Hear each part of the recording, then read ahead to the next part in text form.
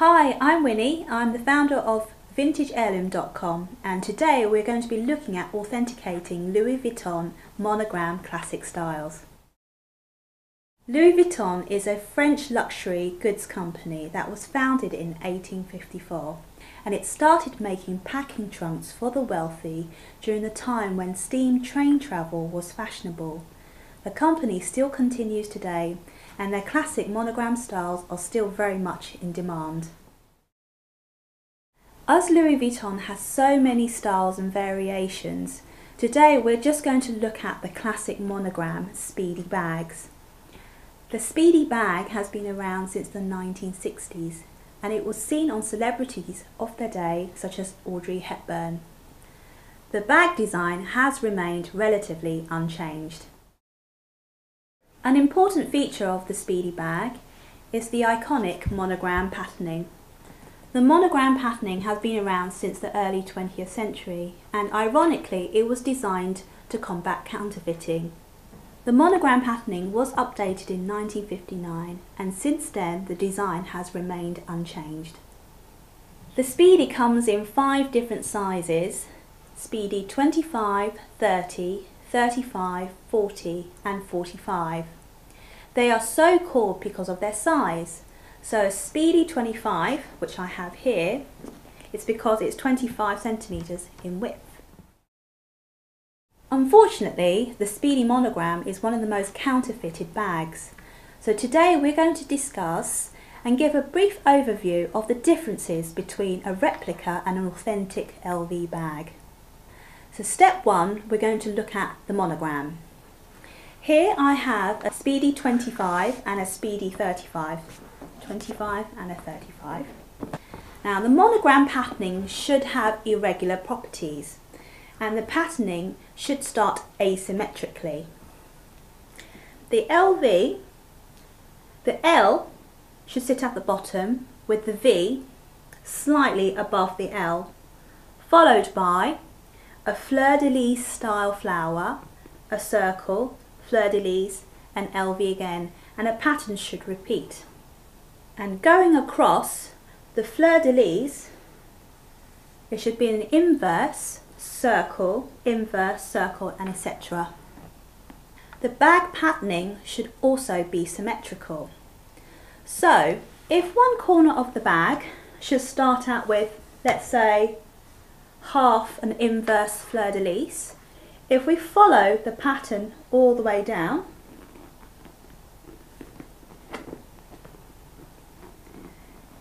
it should end up with half a fleur-de-lis, and this formula should repeat at any point in the bag. So if we pick from here half a circle, we should follow the pattern down,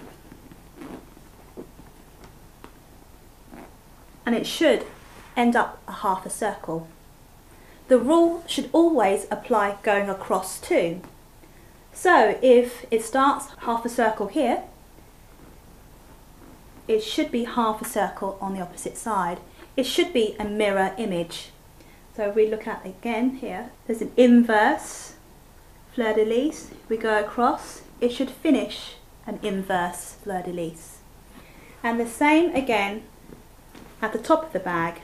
It should be a mirror image. So there's 2 flowers, 2 circles, 2 LVs, and so forth and so on.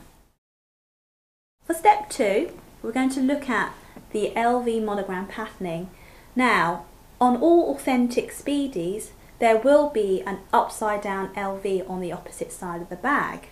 This is because Louis Vuitton uses one continuous piece of leather wrapping the bag back to front. So you can see it's upright here. If we follow the pattern all the way through and flip it over, the LV is upside down. Also, because it's a one continuous piece, there will never be a bottom bag seam. And now step 3, we're going to look at stitching and the handles. Louis Vuitton are very meticulous about stitching. So on the handles, there will always be 5 stitches going across. 1, 2, 3, 4, 5. Authentic LV bags should always have a mustard yellow coloured stitching, whereas on replica bags there are often a bright yellow stitching. Now we're going to look at the handles. On authentic LV bags, the handles start out as a very pale beige leather, and over time with use, the colour should darken like this. This is because Louis Vuitton uses an oxidizing cowhide leather that turns darker over time. Another feature of the handles is the contrasting red trim. On authentic Louis Vuitton bags, they start out as a very burgundy red, and over time this darkens like so. You can just about see a bit of red coming through. On replica bags, the trim is often a bright lipstick red, and this never fades. Step 4. Now we're going to look at hardware. On authentic LV bags, the hardware is always brass plated. On my vintage sample here, as you can see, the brass has turned bronze over time, and you can tell this is authentic brassware because on the vintage styles there is kind of like a greenish hue around the rivets. This is because real brass oxidizes with the air over time. On replica versions, the hardware is just a metal base coloured in gold, and the gold is often a bright yellow gold. Step 5, now we're going to look at the lining. Authentic Speedy bags should always have a brown canvas lining, like so.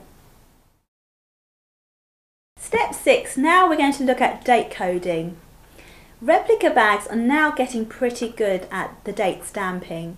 However, the letters and numbers do mean something, and I think sometimes replica companies just put on any old numbers and letters.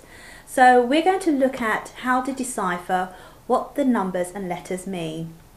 To find the date coding in a Speedy, always check behind the pocket. So you lift up the pocket, and it's always on the back side of the handle. The indentation of the stamping should always be even, with the letters and numbers evenly spaced. I've noticed on replica versions sometimes the indentation is deeper than the other side, and the spacing is a lot closer. So what do the numbers mean? Pre-1980s, Louis Vuitton did not have an organised dating system. Most of the bags before this time simply had no date stamp code. The date stamping code was introduced in the 1980s onwards, using a combination of letters and numbers. The earliest example of date stamping was a 3-digit system. Now I have here an early 80s Kutch. I know it's not a Speedy, but I want to show you the early dating system. We have here 3 digits that says 841.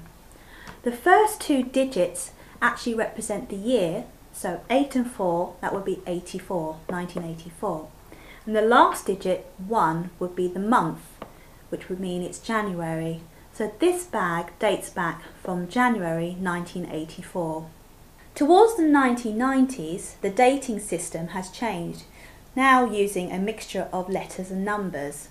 Not only is the month and year is represented, but also the country of origin. Did you know that Louis Vuitton bags are not only produced in France, but also USA, Spain, Italy and Germany? You may wonder why. This is because by the 70s and 80s, Louis Vuitton could not meet up with demand and had to outsource their bags to other countries. So let's look at my vintage Speedies, and we can look at the date coding on these bags. First of all, we'll start with the Speedy 25. Here we have a date coding that has SP0967. I know that SP represents France.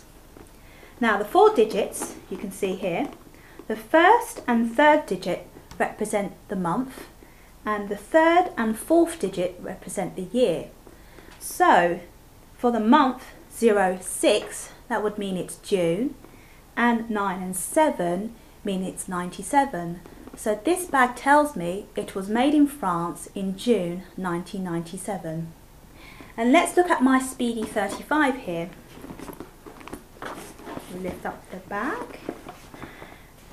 Then on here it says SP1924. So SP, once again, it means it's made in France. So 1 and 2, that means it must be the month of December 12.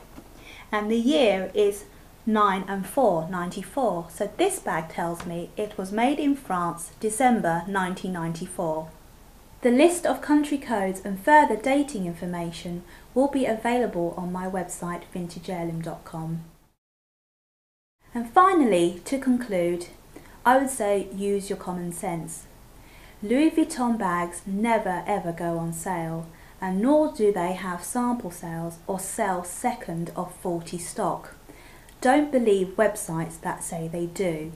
Louis Vuitton is a luxury bag company. Prices start for Speedies from £450 to in excess of £1,000. So websites that are claiming to sell brand new stock for less than $150 I would be very wary of. However, if you do buy a replica bag, you get what you pay for. The quality will not be the same as an authentic bag. It will not last as long. If you do choose to buy a vintage Louis Vuitton bag, check the seller's feedback and status. Ask if they have a refund or returns policy, and always ask plenty of questions. My name is Winnie and thank you for watching this video. These, along with other vintage Louis Vuitton styles, are available to purchase on my website vintageheirloom.com. I hope to see you again soon.